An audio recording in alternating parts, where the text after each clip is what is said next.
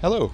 Well, you join me at the Liberty Stadium in Swansea, or should I say in this lovely Welsh morning, Bore da. And I'm joined by Anthony Harry, the head groundsman here at the Liberty Stadium. And Anthony, you've got the place looking absolutely superb, and it's no surprise that you won awards recently for this fantastic pitch. But actually the pitch we're looking at, the pitch that won the awards has been taken away. You've got a new improved pitch already, is that the case? Yes, yeah, we've just literally reconstructed a new pitch over the last couple of weeks, and as we see it now, it's 15 days old, ready for the new Sisgrass installation in a couple of weeks, which will see us good for the next 10 years going forward. The old pitch was 14 years old, so it needed replacing, and this was the summer to do it, while we had the opportunity, and thankfully we had good weather to do it as well. Well, having said that, you still look remarkably relaxed for a man that's seen a new pitch go into his beloved ground over the last while. Stressful times? It can be, but thankfully we've had the weather, so we just leave that, take control of everything, and then just do our side, make sure everything's right from our end, but the weather is essential, and like right now we've got the heat and the pitch is pretty much perfect. Well, you were telling me that the previous pitch was 14 years old. It was obviously good enough to win an award, and the remarkable thing about the pitch here is not only do you have a large number of championship home games in the English Championship, you've also got rugby as well. You've got these big rugby lads on your pitch as well. So to have won the award on the back of all those games played here, rugby and football, it's quite a remarkable achievement. Yeah, it is difficult with having obviously rugby on the pitch as well. We get a lot of double headers. Quick turnarounds from rugby to football. Obviously rugby training sessions are involved with European competitions, so it is always a bit tricky, but again with good staff which I have here and throughout everywhere else, we all work together, and we just make everything happen. It is hard, but to be fair, we've done really well. Now, you were telling me before we came on air that there was one big match last year against Man City in the Cup, and that was played in difficult weather conditions, but that may well have been what tipped the balance into you getting your brand new pitch for the coming season. Yeah, the Man City game last year was probably one of the hardest games we've experienced for a long time. 45 millimetres of rain in total fell between 48 hours from the game. Pro-coing through the night with my staff to get everything ready, and then again on game day we had to pro-co the pitch again to make sure that game was going to go on. Unfortunately we did lose the game, but the pitch still played really well. You did tell me that was an offside Aguero goal, was that correct? It was an offside goal, but that's football, you move on from it, but I think the experience of the whole setup was great, and everyone's very complimentary of the playing surface. So when did the new pitch start to go in? At what point was right, rip up the old one, start with the new one? And I know this is 15 days old at the moment, so what's the programme been from the start to finish? Well, we started the actual reconstruction work started at the end of May. That process took just over 3.5 weeks in total. 4,000 material had to be removed from the pitch, and also 4,000 tonne of new material that had to be exported and brought into the new surface. And that was done by Southfield Sports Grounds. Obviously it was a 6 to 7 day process, 12-hour days, and then like I say we seeded last, just over 15 days ago. Finished at 11 o'clock in the night, because the rain was going to happen the next day, and it did. Thankfully that was why we stayed late to get the job done, and then today, like you say, you see it, the rewards are there. Looking lovely. Now, when is it the first match? When's it going to be seen in action for the first time? The first game will be on the 27th of July, but we are going to have a training session before that as well.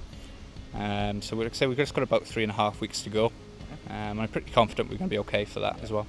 And you're also saying, I think, because of the Rugby World Cup, that you haven't quite got the rugby fixtures yet, so you won't know which weekends are going to give you the particular headaches. No, not yet, but like I say, once we get the rugby fixtures, we just plan everything around that, and then deal with that as we go along. But I'm pretty sure everything's going to work out okay, pretty much like last year.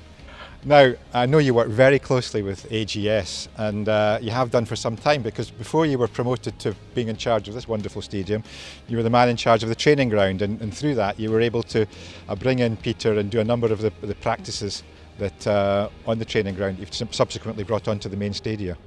Yeah, we trialled a lot of products up on the training ground because obviously we got Sisgrass pictures up there. So we put a number of products in on them pictures to see what they could do and what they were capable of doing for us. And again, doing the analysts up there, trying a couple of different things at different times. And then, like I say, I brought that now into the stadium last year. And again, what I've done with them pictures up there, I'm just going to introduce into this stadium, new construction now, because it's worked really well. And I believe that there's no reason why it wouldn't work here. Having said that, I mean, I know the training pitches are equally important, but from a televisual point of view, this is the one that's the high-profile one. So you'd be loath to bring new practices into the main pitch before you tried them somewhere else. So the fact that you do both jobs is wonderful for you. Yeah, it does help because, like I say, any new products coming out, you've got a training ground where you can try it first before you actually put it on the main pitch. And like I say, for matches, Sky Games, the pressure is on because you want that pitch to look at its best. So luckily, I know what I need to really put on to give it a little bit of a lift if I need to. I get it to stand out on the TV cameras, and to be fair, I thought it did last year. I worked very closely with AGS and Peter, looking at all the different product ranges, trying different things, and then obviously constant communication of going, can we be better? What can we do? What can we look at? And then putting different products on, just trying it, seeing what it can deliver for us. And then again, just doing the regular soil analysis as well every 6 weeks. And then we put stuff together and what we feel is right to go forward for the playing surface. So, two things. Would you say that some of the credit for winning the award, the Football League award for the old pitch, was down to the work that you did with Peter? Yeah, products play a massive part in what we do, because without the products and the right nutrition in this playing surface, you won't get that without that. And the support I've had has been second to none, in my honest opinion. And like I say, they're always on the end of the phone. There's quick service as well, but you've always got the support, which I think is key to everyone's success, really. And what sort of impact have they had to the new pitch, and at what stage did you involve Peter and AGS in the work that's gone into the laying of the new pitch? Been involved really from the word go. Everything what we've had to put in to grow the pitch in has been that, through AGS, with what we needed in the surface before we actually put the seed in the ground. And then also now the growing process as well. What we've been putting on has obviously been AGS stuff as well. Is there any specifics where you can see, well, we've had an improvement, and I can put that down to the fact that we spoke to Peter and put this particular programme in place? Yeah, for me, the mycorrhizae inoculant is an essential part of our growing process. That's easy for you to say. But that's a huge benefit to what we do to get the plant established once it's up in the ground. And obviously the Sustain 464 works really well for us as well. And with the new pitch, will it be a new management regime for the new pitch, or will it be similar to the old one that was taken away? And if it is a new regime, how will AGS be assisting you going forward? It is going to be slightly different, because obviously with the new construction it's going to need a lot more nutrition. So we're going to monitor it very, very closely, and do more soil sampling if need be. But just again, maybe just look at the programme and see where we need to tweak it a little bit if we need to. But I'm pretty sure what we've got in place is enough anyway. You'll be looking forward to the forthcoming season. Wonderful new pitch. You'll be getting rave reviews from everybody who sees it. All the managers will be delighted the quality of football they'll be able to play in this pitch. So you'll be looking forward to the new season. Yeah, like I say, I'm looking forward to seeing the pitch being played on now. It only seems like yesterday we were constructing it, but now you want to see it being played. Well, good luck for the forthcoming season. Good luck for the new pitch. I hope we don't get drenched too often when we stand on the side of the pitch. But thanks very much, and lovely to be down here in South Wales on a lovely day like this.